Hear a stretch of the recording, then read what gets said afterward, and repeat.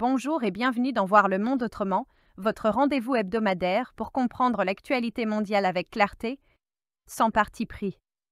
Chaque semaine, nous faisons le point sur les faits marquants aux États-Unis, en Europe, en Afrique, en Asie et au Proche-Orient pour vous offrir une vision globale et équilibrée de l'information. Alors Chloé, que s'est-il passé cette semaine aux États-Unis d'Amérique? Washington, le 1er août. Le président Trump signe un décret imposant de nouveaux tarifs douaniers. 66 pays sont concernés, parmi eux l'Union européenne, le Canada, Taïwan, le Brésil. Certains droits atteignent jusqu'à 41%. Les taux moyens passent de 13,3 à 15,2%. Conséquence immédiate, les marchés plongent. Wall Street vit sa pire journée depuis mai. En cause, les craintes d'un ralentissement économique et un emploi américain jugé fragile. Le même jour, le Bureau des statistiques publie son rapport mensuel. 73 000 emplois créés en juillet, bien en deçà des prévisions. Le taux de chômage reste stable à 4,2%. Dans la foulée, Donald Trump limoge Erika McEntarfer, directrice du bureau. Il l'accuse d'avoir faussé les chiffres. L'onde de choc est immédiate, économistes et responsables politiques dénoncent une atteinte à l'indépendance des données publiques. Sur le front militaire, les tensions s'aggravent avec Moscou. Donald Trump ordonne le déploiement de 2 sous-marins nucléaires américains à proximité des eaux russes. Objectif déclaré, dissuader toute escalade.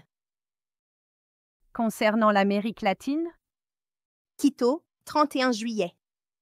Les États-Unis et l'Équateur signent un accord bilatéral sur la sécurité transnationale. L'objectif, intensifier la lutte contre le crime organisé. Le pacte, conclu lors de la visite de la secrétaire à la sécurité intérieure Kristi Noem, prévoit le partage d'informations, des évaluations conjointes des flux de voyageurs et de marchandises, ainsi qu'une surveillance accrue des groupes criminels. Parmi eux, Tren de Aragua, récemment classée organisation terroriste par Washington. Brasilia, 30 juillet.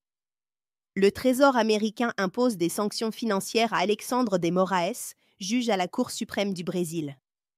Motif invoqué, atteinte à la liberté d'expression dans le cadre du procès de l'ex-président Jair Bolsonaro. Washington évoque aussi des restrictions de visa à l'encontre de hauts responsables judiciaires étrangers. Réaction immédiate à Brasilia, le président Lula dénonce une ingérence dans les affaires internes. Le gouvernement brésilien promet de défendre son système judiciaire. La tension monte entre les deux puissances. Quito, 3 août. Finale de la Copa América féminine. Brésil-Colombie, une rencontre historique. Score final, 4-4 après prolongation. Le Brésil s'impose au tir au but, 5-4. Marta marque dans le temps additionnel. Lorena, la gardienne, arrête 2 pénaltys. Le Brésil décroche son 9e titre continental. Un match salué comme un tournant pour le football féminin en Amérique latine. Du côté de l'Europe et le NA, quelles sont les grandes actualités? le 25 juillet, la Banque centrale européenne annonce un taux d'inflation proche des 2%. Les taux d'intérêt restent inchangés. 5 jours plus tard, le ministre allemand des Finances exprime ses inquiétudes. Selon lui, l'accord commercial récemment conclu pourrait freiner la croissance économique. Berlin réaffirme sa position, pas de dette commune, pour garantir la stabilité budgétaire. Le lendemain de l'accord entre les États-Unis et l'Union européenne, la bourse européenne réagit. Les indices atteignent leur plus haut niveau depuis le 1er avril, avant de reculer dans un climat d'incertitude. Le 1er août, les marchés chutent. L'entrée en vigueur des nouveaux tarifs provoque une forte volatilité. L'indice Stoxx 600, baromètre de la santé économique européenne, enregistre sa pire semaine depuis le mois d'avril. En parallèle, une nouvelle vague de chaleur touche l'Europe. Les températures extrêmes entraînent une hausse marquée de la consommation d'électricité, plus 7,5% dans l'Union, jusqu'à 16% en Espagne. Les réseaux sont mis sous pression. Certaines centrales réduisent leur production. Des coupures d'électricité affectent Florence, Bergame et d'autres villes. Les prix de l'énergie s'envolent, plus de 400 € le mégawattheure en Allemagne, 470 en Pologne. Ce pic souligne la vulnérabilité des infrastructures face au changement climatique. Et en Afrique, Mia, quelle nouvelle marquante? Le 1er août, à Washington, s'est tenue la première réunion du comité mixte entre le Rwanda et la RDC. Une étape dans la mise en œuvre de l'accord signé en juin, prévoyant notamment le retrait des troupes rwandaises et une coordination sécuritaire accrue. Le 29 juillet, Pretoria. L'Afrique du Sud soumet une offre commerciale de dernière minute pour éviter l'application de droits de douane de 30% imposés par les États-Unis. Le 1er août, un bureau d'aide aux exportateurs est créé pour accompagner les secteurs menacés. Dans le même temps, le rand atteint son plus bas niveau depuis 2 mois. Et le 31 juillet, la Banque centrale sud-africaine annonce une baisse de taux, portant le principal taux directeur à 7%. Le 1 août, à Dakar. Le Premier ministre Ousmane Sonko présente un plan de relance économique. Particularité, 90% du financement repose sur des ressources nationales.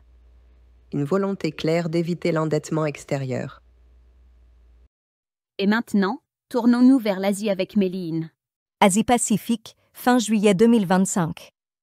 Les effets des nouveaux tarifs américains se font sentir. Le 31 juillet, Washington impose des droits de douane allant jusqu'à 41% sur plusieurs partenaires, jusqu'à 25% pour le Japon et la Corée du Sud, 20% pour Taïwan. Les marchés réagissent immédiatement, l'indice MSCI recule de 2,2%, le Kospi sud-coréen chute de 3,5%. 3 jours plus tôt, la Banque asiatique de développement abaissait ses prévisions de croissance pour l'Asie émergente à 4,7%, invoquant les tensions commerciales, les chaînes d'approvisionnement perturbées et l'incertitude politique. Mer de Chine du Sud, juillet 2025. La présence navale indienne se renforce. Le 10, 29 et 30 juillet, 3 navires de guerre, un destroyer, une corvette, une frégate furtive font escale aux Philippines. Un 4e bâtiment participe à des exercices conjoints à Singapour. Objectif, affirmer la place stratégique de l'Inde dans l'Indo-Pacifique. Taïwan, juillet 2025. Autour de l'île, les tensions maritimes persistent. La garde côtière chinoise mène 3 incursions simultanées dans les eaux proches de l'archipel de Kinmen, contrôlé par Taïwan. Taipei y voit une tentative de tester les réponses militaires et de maintenir une pression constante. Kamtchatka, 29 juillet 2025, 23h24 UTC.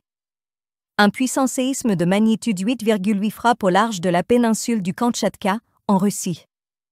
L'épicentre est situé à 119 km à l'est-sud-est de Petropavlovsk-Kamtchatski. Ce qui conduit dans l'océan Pacifique, nuit du 29 au 30 juillet, au déclenchement d'alertes au tsunami sur une large portion du pourtour pacifique. Sont concernés la Russie, le Japon, Hawaï, l'Alaska, ainsi que certaines régions de Polynésie et du Chili. Des vagues de 3 à 5 mètres sont observées à Sévéropurisk. Dans d'autres zones, les hauteurs mesurées atteignent à 1,7 m. Mer du Japon, du 1 au 5 août 2025. Les marines russes et chinoises mènent l'exercice conjoint maritime Interaction 2025. Qu'en est-il du Proche-Orient, Karim? Le 27 juillet. Des pauses tactiques sont annoncées pour laisser passer l'aide humanitaire. Mais l'accès reste difficile. L'Organisation mondiale de la santé alerte, 63 morts liés à la malnutrition ont été recensés en juillet.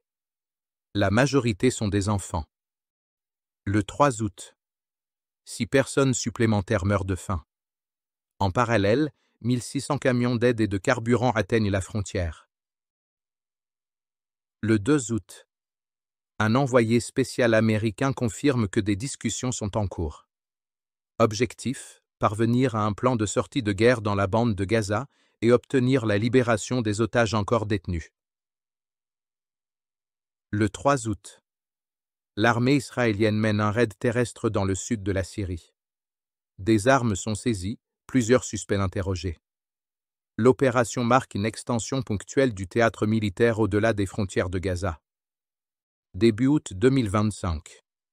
Plusieurs vidéos publiées par le Hamas montrent des otages israéliens, dont Eviatar David, capturé le 7 octobre 2023.